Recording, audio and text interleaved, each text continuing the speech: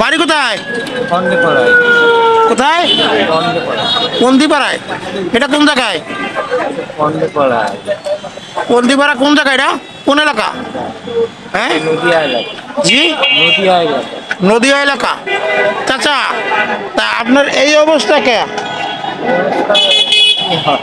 হ্যাঁ, আমার এই রকম অবস্থায় এরকম হয়। আপনার নাম কি? খবর থাকে। খোকন সর্দার। আপনার আব্বার নাম কি? আমার আব্বা নেই। আপনার ছেলেপেলে আছে না? আছে কয়জন? হ্যাঁ, দুইজন। নাম কি? তপন তপন। হুম, তপন তপন। আপন তাপন। আপনার নাম কি বললেন? তপন সরকার। খোকন সর্দার। এই আপনার পায়ে জুতো নাই, এই এই হাতে হাতে এগুলো কি?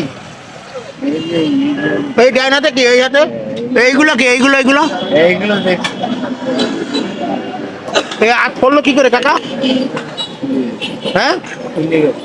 কেমনি বললো কাকা? খুলে গেছে। এইগুলো কি হাতে? হ্যাঁ, খুলে গেছে। দর্শক, আপনারা যারা ভিডিওটা দেখছেন, একজন মানসিক রোগী, এনার নাম খোকন সর্দার, বাড়ি নদিয়া, দুইটা সন্তান আছে।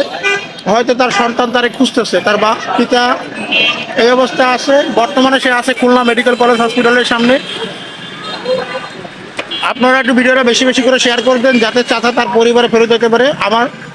আপনারা দেখেন, আপনাদের শেয়ারের মাধ্যমে হয়তো চাচা ফিরে পাইতে পারে তার পরিবার থেকে কেউ যদি এসে নিয়ে যাবেন, তা আপনি বাড়িতে আসেন কে?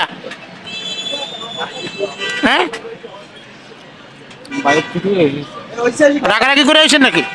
তাহলে আপনি আসেন কোথায় জানেন? বর্তমানে কোন জায়গায়?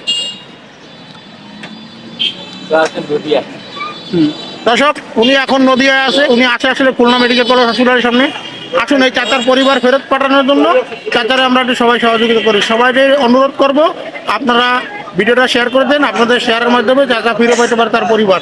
আসুন দর্শক, ভালো থাকেন, বেশি বড় করলাম না।